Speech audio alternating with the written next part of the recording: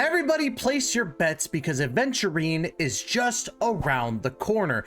And we're wondering how you're going to build your Aventurine, or you're probably coming here to, ask how you're going to build your Aventurine, right?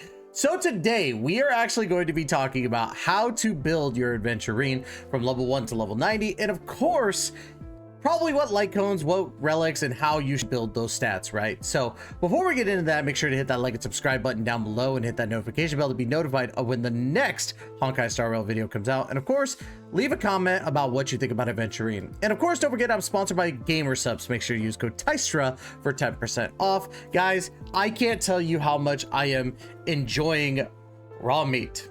Don't take that out of context, but raw meat by Meat Canyon is really, really good. Big shout out to Gamersubs for always, just taking care of me. They're a wonderful company, and I know I shill them, but it's because they're the one sponsor that I've always wanted, and I got them. They're fantastic. I will always be behind their products.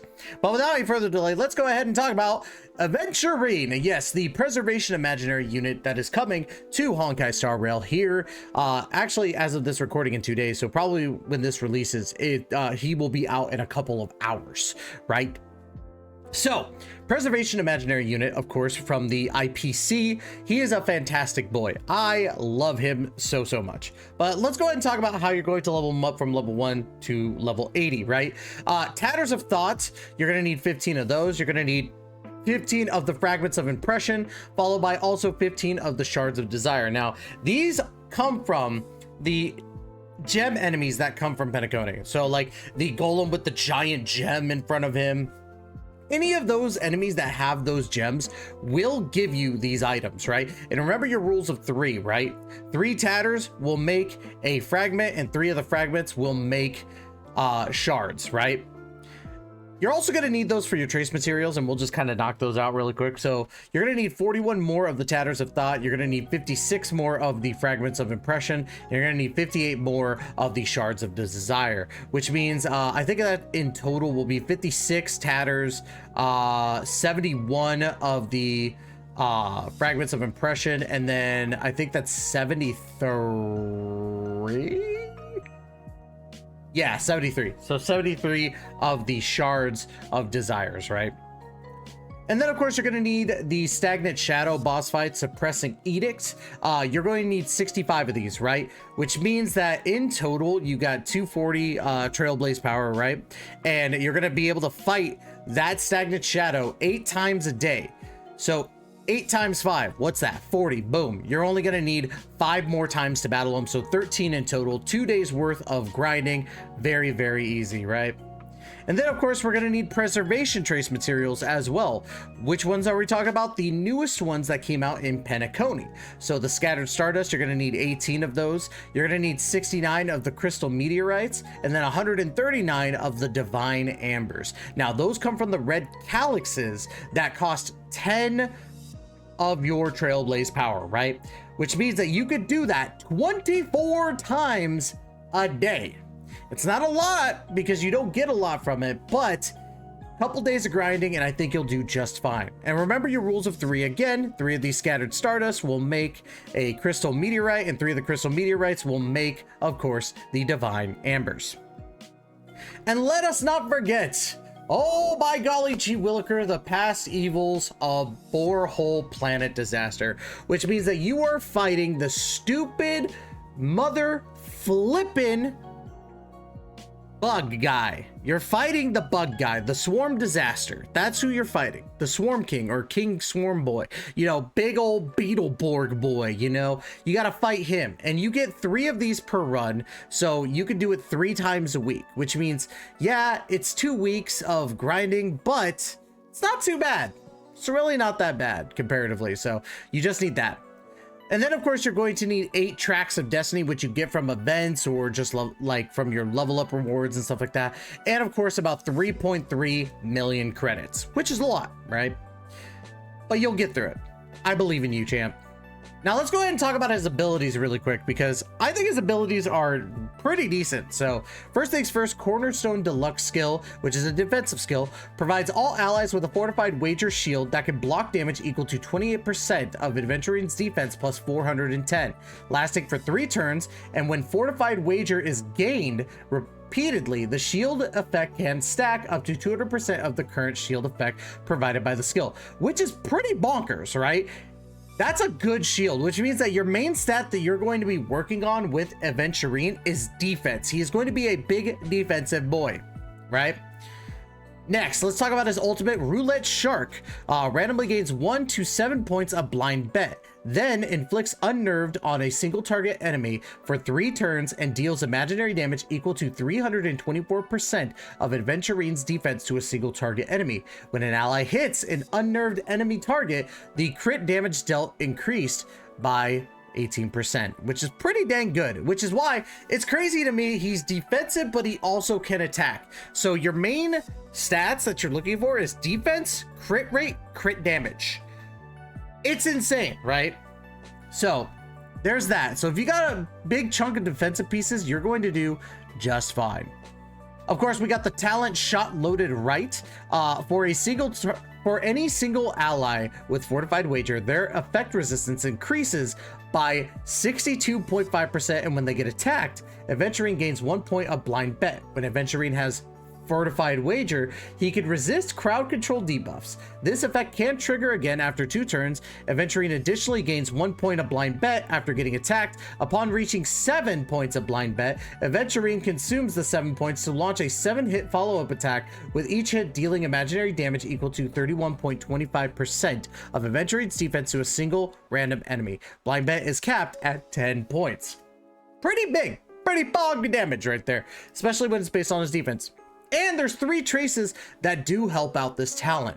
Leverage: for every 100 of Aventurine's defense that exceeds 1600, increases his own crit rate by 2% up to a maximum increase of 48%. So if you could gain a lot of defense, you'll be perfectly fine on your crit rate. I think in total, right, it's after 1600. So let's see, 100 is 2%.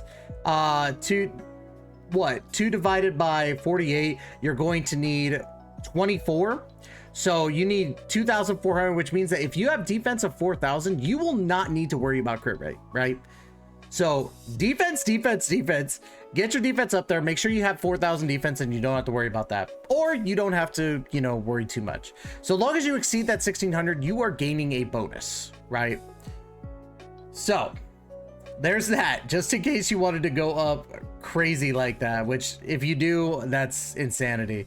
Hot Hand: when battle starts, grants all allies a fortified wager shield whose shield effect is equal to 100% of the one provided by the skill, lasting for 3 turns. And then of course we got Bingo: after an ally with fortified wager launches a follow-up attack, Aventurine accumulates 1 blind bet point, so 1 extra. This effect can trigger up to 3 times, and its trigger count resets at the start of Aventurine's turn. After Aventurine launches his talent's follow-up attack, provided all allies with a fortified wager that can block damage equal to 7.2% of Aventurine's defense plus 96, and additionally grants a fortified wager that can block damage equal to 7.2% of Aventurine's defense plus 96 to the ally with the lowest shield effect, lasting for 3 turns. He's basically going to keep you safe and do damage at the same time. He's pretty nice. Now of course we also got one last thing, the technique here, the red or the black. After using the technique, one of the following effects will be granted. There is a chance of defense being increased by 24%, there's a high chance of defense being increased by 36%, and there is a small chance for defense to increase by 60%. When this technique is used repeatedly, the acquired effect with the highest buff value is retained. When the next battle starts, increases all allies' defense by the corresponding value, lasting for 3 turns. That's pretty huge, but of course, it uses a lot of technique points, so that's where you're going to be a little technique point heavy with Aventurine. But he's really good. He's a really good preservation unit, stacking up shields and also being able to launch follow-up attacks with crit rate and crit damage, because his whole thing is based on defense, and that's what's really cool about him. But what light cone do you want to run on him? Well, you could summon for his light cone, which makes the most sense.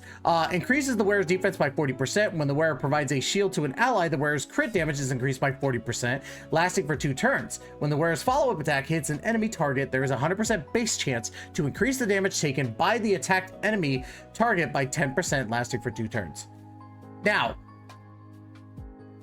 that could be a little bit rough, taking a little bit of an attack, but you'll be fine. Aventurine is just that dang good. You could also go for Gepard's Moment of Victory, right? Which is a pretty decent 5-star Lycaon that you can get from the shops if you summon enough. Increases the wearer's defense by 24% and effect hit rate by 24%. Increases the chance of the wearer to be attacked by enemies. When the wearer is attacked, increase the defense by an extra 24% until the end of the wearer's turn. So if you wanted that extra crit rate, you could get it just through this Lycaon alone. So if you summoned and did not get the Lycaon that you wanted in the past and you got Geppy's Lycaon here, you'll be fine.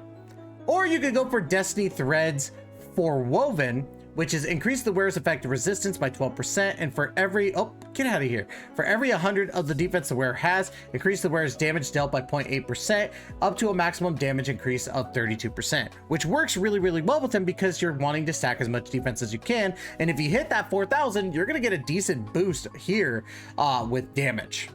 Or you could go for Concert of 2, which increases the wearer's defense by 16%. For every on-field character that has a shield, the damage dealt by the wearer increases by 4%. This one I think would work really well if you're running a high-level DPS like Acheron, like Imbibitor Lune, Jingliu. You have a couple of different options here to work with this Lycaon. So this Lycaon actually could be very good. But of course, I would say go for his main Lycaon if you're going to summon for Lycaons. Now, there's a little thing that I'm torn with. If you want to build up the defense of your Gepard, or not Gepard, your Aventurine, sorry, then you want to go for Knight of Purity Palace as your first 4-piece. Increases the defense by 15% on the 2-piece, but the 4-piece increases the max damage that can be absorbed by the shield created by the wearer by 20%, which is pretty good. But if you do want a DPS kind of driven Geppy, which if you're gonna go for high defense, you're gonna want to do this. Pioneer Diver of Dead Waters increases the damage dealt to enemies with debuffs by 12%, and on the 4-piece increases crit rate by 4%. The wearer deals 8 or 12% increased crit damage to enemies with at least 2 to 3 debuffs. After the wearer inflicts a debuff on the enemy targets, the aforementioned effects increase by 100%, lasting for 1 turn. Now, that's pretty dang good, especially if you're going for a DPS Gepard. Or why do I keep saying Gepard? If you're going for a DPS Aventurine in that sense, because the higher your defense, the better your damage is going to be anyway. So this could actually work really well for that. So I'm kind of having to lean more to Pioneer Diver Dead Waters. Now, of course, you need a 2-piece ball and chain, right? So for the first one we have here, we have Penacony Land of the Dreams, which if you've been farming a lot of Glamoth for your other units, you're going to have a lot of Penacony 2 pieces to run with. So increase the wearer's energy regeneration rate by 5% and increases damage by 10% for all other allies that are of the same type as the wearer. Now, this is the only thing that I don't like about it. You're only going to be getting the energy regeneration rate off of this because you're not really going to be putting, you know, Aventurine with other preservation units. So automatically for me, I don't think Penacony is the way to go unless you really want that energy regeneration rate. Now, in Earth's Salcedo, increase the wearer's crit rate by 8%, and when the wearer's current crit rate reaches 50% or higher, the wearer's ultimate and follow-up attack damage is increased by 15%. That is really good for someone like Aventurine because he will actually be able to do that damage on follow-up attack. So getting his crit rate up to 50% is kind of a good thing. So if you do get his defense up to 4,000, do you see where I'm getting at here? What was it? His defense at 4,000 does what now? Where is it? Let's pull it up right here. Doodle-doo.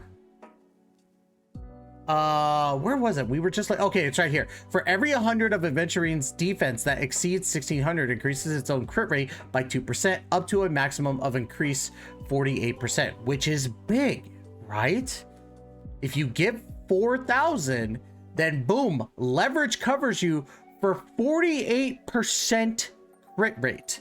And then what does Inert Salcedo do? Boom, gives you 8% crit rate. What does that mean? When the wearer's current crit rate reaches 50% or higher, your follow-up attack damage... Oh my goodness, I almost messed up. Your follow-up attack damage and your ultimate damage does 15% more. Mainly your follow-up attack damage. That's huge. So honestly, I would say if anything, you should be going for a 4-piece Pioneer Diver of Dead Waters and a 2-piece Inert Salcedo, because this is going to give you exactly what you need for your Aventurine. So if I was running the perfect Aventurine on my end, Aventurine here, this boy right here, this lovely boy, 4,000 base defense, right? 4,000 defense, give him, or even close to that, give him Inherently Unjust Destiny so that you get another 40% defense boost, right? He could shield everybody. Put him on a Pioneer Diver of Dead Waters, increasing that damage he's going to be sending, and also increasing your crit rate by another 4% on top of that. And then giving him Inert Salcedo to finish it off and give him extra damage. It's all win-wins here. Now, of course, what are the stats that you're going to want to be focusing on with your Aventurine? It's pretty simple. Of course, defense, crits, and speed. Defense percentage, crits, speed. Maybe not in that order, depending on what you want to do, but I would say go for that 4,000 defense if you're able to. Now, of course, it's not exactly the most, like, it's not going to be the easiest thing to get, I know that, but if you're able to focus solely on your defense, the crit rate will happen, the crit damage will happen, and your attack damage will happen as well. Speed, of course, is definitely something that you should focus on. So I think that in general, excuse me, if we're looking at, like, let's say his torso, boots, all that stuff, your torso should be crit damage. I think that's ultimately what you need to focus on, because if you're focusing more on your defense and all that stuff, the torso works for that. For your boots, either speed or defense percentage, whatever is going to help you get to that 4,000 defense faster. Of course, for your ring and for your, or not ring, for your ball and your chain, all defense percentage. So honestly, I would say do your ball and chain first. Get your Inert Salcedos, farm up whatever you need for that. See how far your defense gets, and then put your boots to be speed or defense, depending on what you still need, right? Easy as that, easy as pie. But that is going to be it for today's video. Don't forget to like, comment, subscribe, and check out Gamersupps, of course, because Gamersupps is so awesome and they treat me so awesomely. So I want to make sure that everybody becomes part of the Gamersupps family in some way, shape, or form. But yes, use code TYSHER for 10% off on checkout. And of course, let me know down below what you think about Aventurine, and tell me, how are you going to build your Aventurine? That's gonna be it. Love you all to death. And as always, we will catch you in the next video. Please take care and be safe.